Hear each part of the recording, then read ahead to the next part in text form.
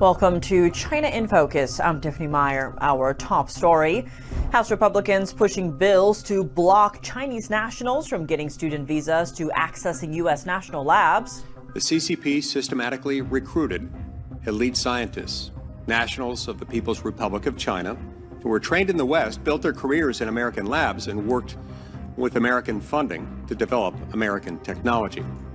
And then the CCP lured them back to China.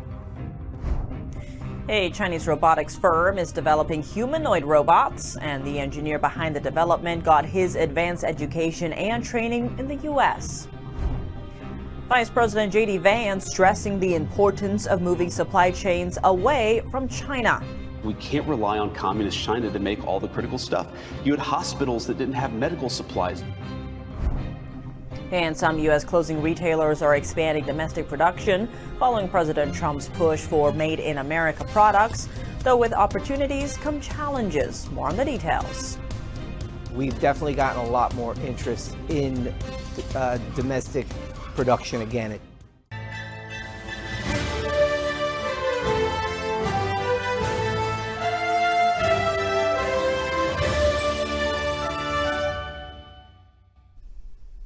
House Republicans are taking a harder line against the Chinese Communist regime. They've introduced a string of bills pushing to strip visas from Chinese students and drive Chinese scientists out of national labs. Congressman Riley Moore of Virginia introduced a bill to block Chinese nationals from getting student visas in the U.S. Almost 300,000 Chinese nationals come to the U.S. to study every year. Moore said by welcoming these students, the U.S. has invited the Chinese Communist Party to spy on our military and steal intellectual property. Last year, U.S. authorities caught 5 Chinese nationals on a military training facility. The group was caught snapping pictures of military equipment. All of them are graduates of the University of Michigan. Also in 2024, a Chinese student pleaded guilty to snapping photos of a U.S. Navy shipyard with a drone. On the other hand, a push to ban all Chinese students from studying in the U.S. would likely face pushback. Similar pushes in the past have faced criticism, accusations of xenophobia, among other issues. A ban like this would also mean American universities would lose a key source of funding. Chinese students are the second largest group of international students in the U.S. Also this week, Senator Tom Cotton introduced a bill that would block U.S. national laboratories from admitting Chinese citizens. National labs study different kinds of technology, ranging from energy to nuclear. Senator Cotton's office said in fiscal year 2023, almost 8,000 scientists from China and Russia accessed these labs. The CCP systematically recruited elite scientists, nationals of the People's Republic of China, who were trained in the West, built their careers in American labs, and worked with American funding to develop American technology. And then the CCP lured them back to China.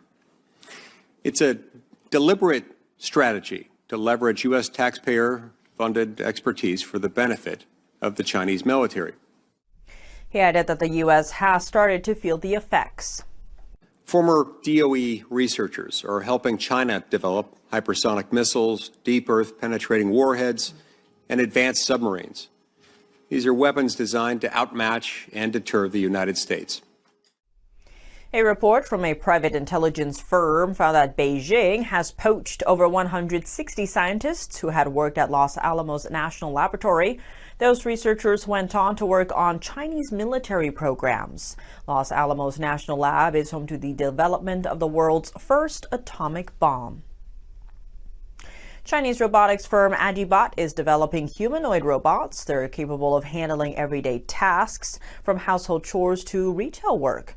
It's part of a broader push in China to develop and integrate artificial intelligence. The engineer behind this development received his advanced education in the U.S. and has worked in Silicon Valley for years. Let's dive in. In a warehouse on the outskirts of Shanghai, this humanoid robot is learning how to steam clothes. A couple of desks over, another robot is mastering the art of sandwich making. Their repetitive movements are not just for show. They are part of a data-driven effort by Chinese robotics firm Agibot to to advance AI-powered automation. The company has nearly 100 robots working in simulated environments where they practice real-world tasks with human controllers. It starts with a data acquisition robot called the Agibot Genie 1. Each action feeds data into Agibot's central embodied AI system, refining its large-scale learning models. Yao says the simulated environments provide the bot with clear and specific tasks. You can exactly tell the robots to do repetitive but maybe boring jobs, right? And replace people, or we should say free people from those very boring or hazardous jobs. Yao says the company is aiming to hit a level of generative AI capability that will first allow the bots to understand instructions. The second can imagine and plan combinations of different skills and objects. And then at that time, I think we could have a chance to invite the robots in our home. Agibot has released 5 robots in total, delivering about 700 to customers primarily within China. And zooming in, where exactly did the star engineer get his training? According to his LinkedIn bio, Yao graduated from the University of Southern California with a PhD. Afterwards, he worked as a software engineer for 8 years at different companies in Silicon Valley, California. He returned to China in 2022, taking a director position at a major Chinese car company, until he joined Agibot, leading the research development.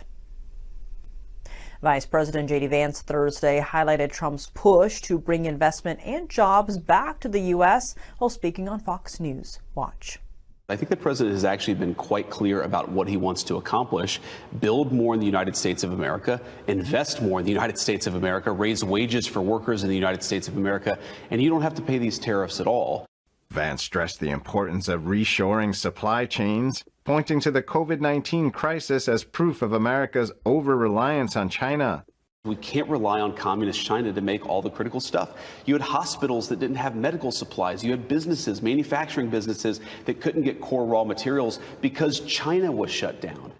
The vice president also addressed the U.S. trade deficit, which he said stands at $1 trillion, arguing that Trump is reversing decades of economic policies that put American consumers at a disadvantage. And the world expects American consumers to foot the bill for their workers and their businesses, and Donald Trump is flipping that on its head. We are not going to do this anymore. We cannot run an economy where Americans borrow, go into debt to buy things that other people make for us. We're going to make it in America. Vance added that Trump's policies are already having an impact, saying factories are adding shifts for American workers in response to trade reforms. President Donald Trump's Made in America push has pros and cons. It's prompting some U.S. clothing retailers to expand domestic production of clothing items like T-shirts, coats, and suits, but is also putting new pressure on some manufacturers. You have to make your product in America. President Donald Trump's Made in America push has put pressure on U.S. companies to make their products at home, prompting some U.S. clothing retailers to expand domestic production. Over the last probably 6 months since November, simply, we've definitely gotten a lot more interest in domestic production again. It certainly seems to be a hot topic in the industry.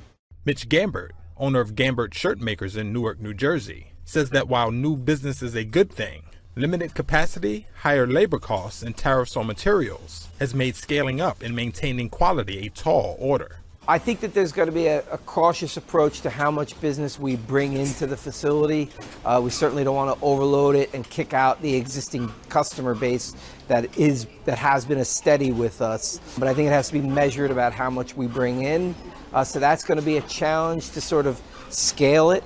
In a recent meeting with American CEOs, Trump repeated his vow to cut the 21% corporate tax rate to 15% for U.S. companies making products in the U.S., according to a person familiar with his remarks. Trump also defended his use of tariffs on imports and said they could multiply.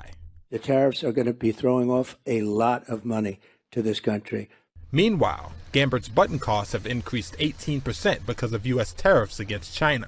We source right now from China 100% of our buttons because there is no domestic supply chain for American-made buttons. So there's no other option for me to go. The first initial 10% increase was combined with an 8% increase on the side of China. So my prices went up 18%, which basically translates to about a $5,400 per order extra charges in just buttons alone. With the concept of another 10%, I'm probably looking at another $2,500 on top of everything else that's going on per order, which is, debilitating. Since 1990, brands and retailers have shifted to sourcing from factories in China, Vietnam, Bangladesh, and other low-wage countries, enabling them to keep costs and prices down. According to the American Apparel and Footwear Association, about 97% of the clothes and shoes sold in the U.S. are imported. Hundreds of American meatpacking plants now caught in the middle of the U.S.-China trade war. They may soon become ineligible to export goods to China, threatening roughly $5 billion in trade value and access to the world's largest meat market. Beijing requires food exporters to register with customs in order to sell to China. Registrations for almost 1,000 U.S. beef, pork, and poultry plants are set to expire on Sunday. China has not responded to repeated requests for renewal. The U.S. was China's third largest meat supplier last year, after Brazil and Argentina, accounting for almost 10% of total imports. China and Russia stood by Iran Friday after the United States demanded Tehran agree to nuclear talks. Top Chinese and Russian diplomats said dialogue should only resume based on mutual respect, adding that all sanctions on Iran ought to be lifted. China and Russia also said they welcome Iran's reassurance that its nuclear program was exclusively for peaceful purposes. The diplomats say Tehran's right to peaceful uses of nuclear energy should be fully respected. Last week, Trump said he sent a letter to Iran's supreme leader, Ayatollah Ali Khamenei, proposing nuclear talks. Trump wrote that Iran could be handled militarily or they could make a deal. Iran responded saying it would not bow to U.S. orders to talk. China is lashing out at a Hong Kong firm for its decision to sell dozens of ports to the U.S. The deal includes 2 ports located in the Panama Canal, a key waterway that President Trump said his administration would reclaim. China is the canal's second largest customer, following the U.S. The waterway is a vital trade route for American ships, with roughly 40% of all American container vessels passing through it every year.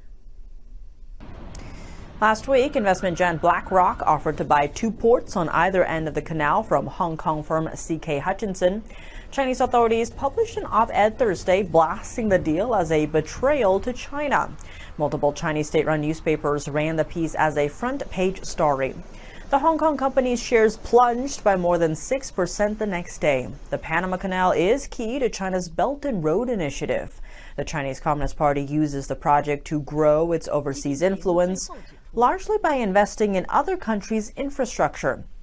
Beijing may also lease that infrastructure if the countries can't repay their Chinese loans. The article called on the Hong Kong firm to think the move through before signing the deal. This is seen as a common way of the Chinese Communist regime manipulating public opinion to clamp down on entities and individuals that don't fall in line with Beijing's political agenda. Coming up, Chinese authorities and drug dealers are making new moves to tackle several viruses, including bird flu in humans. A leaked document confirmed over 100 people have been affected by bird flu, surpassing the number of U.S. cases. Meanwhile, local reports are pointing to one phenomena: many young to middle-aged Chinese people have died. There are quite a lot of sudden deaths, indeed quite a number. My work is related to this field. Many of the cases involve young people in their 30s and 40s.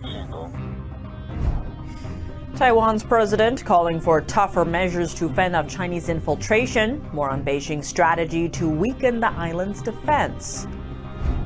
And Taiwan's chip giant investing $165 billion in the U.S. at a time when the island faces the looming threat of invasion from China, and President Trump stays vague on whether the U.S. would protect Taiwan. What's behind the decision?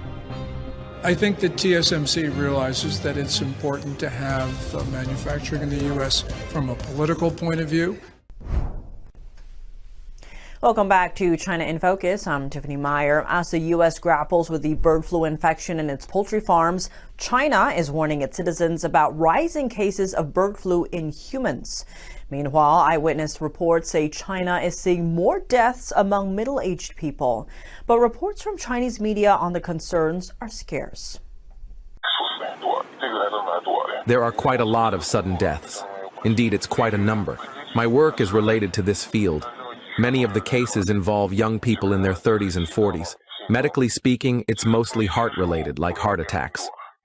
In a crematorium in China's Shandong province, on a screen displaying the identities of China's deceased, 3 out of 8 were ages 14, 28, and 31 when they died. This is not an isolated case. Many Chinese citizens posting on social media saying many millennials who were born in the 80s and the 90s have died.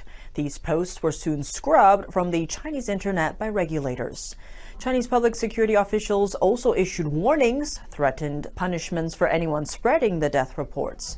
China doesn't report on rising death numbers submitted by local residents, but Chinese authorities have admitted something has gone wrong in the public health sector. This Chinese TV report focuses on a recent warning from the local CDC in China's southern city of Chongqing. As of late, residents should take precautions against the occurrence of seasonal influenza, measles, human cases of avian influenza, and norovirus infections. The Chongqing Center for Disease Control and Prevention, CDC, recently issued a March health advisory. Now, a leaked document from China CDC shows 127 cases of bird flu human infections were confirmed in China as of Wednesday. 68% of the samples were from live poultry markets, and a quarter of these cases were workers in the poultry industry. The document says a mutation of the H5N1 bird flu strain has been detected and labeled as AH5N1 2025E. It warns this mutation can more easily affect mammal cells than other strains. To reflect that, the agency upgraded the risk of human-to-human transmission from low to moderate. Meanwhile, China's pharmaceutical sector is responding. A manufacturer named Zhongshen introduced a new drug in recent days, claiming it has some efficacy in countering avian flu in humans. In fact, Chinese bird farms have been posting videos on social media for months showing their sickened or dead birds attacked by bird flu.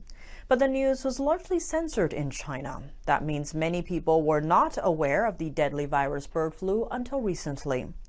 According to the World Health Organization, the fatality rate for bird flu in humans is 54%. Now we turn to Taiwan. Taiwan's president said tougher measures are needed to counter what he called increasingly severe Chinese infiltration, spying, and other efforts. Those tactics used to weaken the island's defenses. There are active and retired military personnel who have been bought off by China, selling intelligence, and even forming armed forces, planning to harm their own country, Taiwan, and people. There are cultural and artistic workers who, for personal career interests, do not hesitate to cooperate with Beijing's directives. Some even assist Chinese state media in producing United Front programs that spread the message that democracy is useless, cast doubt on the United States, and question our military, attempting to divide and create conflict within our society. Speaking to reporters after holding a meeting with senior security officials, President Lai said Beijing used Taiwan's democracy to absorb various members of society, including organized crime groups, media personalities, and current and former military police officers.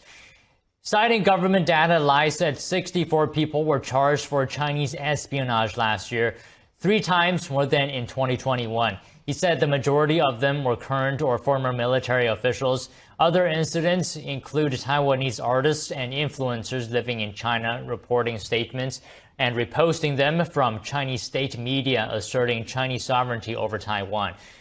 The president proposed legal and economic countermeasures, including the strict review of Taiwan visits or residency applications by Chinese citizens. Lai also said his government would make adjustments to the flows of money, people, and technology across the Taiwan Strait. He said the government has no choice but to take more active actions.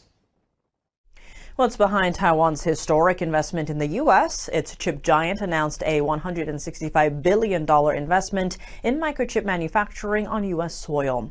Taiwan says the decision was spurred by consumer demand, not pressure from Washington. But is there more to it? NTD's Chris Bob taps Gordon Chang for his take. He's a senior fellow at the Gatestone Institute. What do you make of Taiwan Semiconductor's $165 billion investment into the U.S.? Given Trump's vague stance on Taiwan, he hasn't said a lot. Yeah, I think that TSMC realizes that it's important to have manufacturing in the U.S. from a political point of view. And so it's a decision that I'm sure that it was made with the politics in mind. You know, TSMC already has a fab in Arizona. It's actually been quite successful.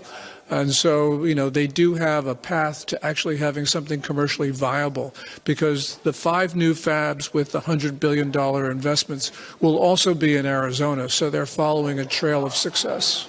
Some people say that if Taiwan moves its big industry out of Taiwan into the United States or other places, that it will make them more vulnerable. What do you make of that? Yeah, that's the Silicon Shield argument.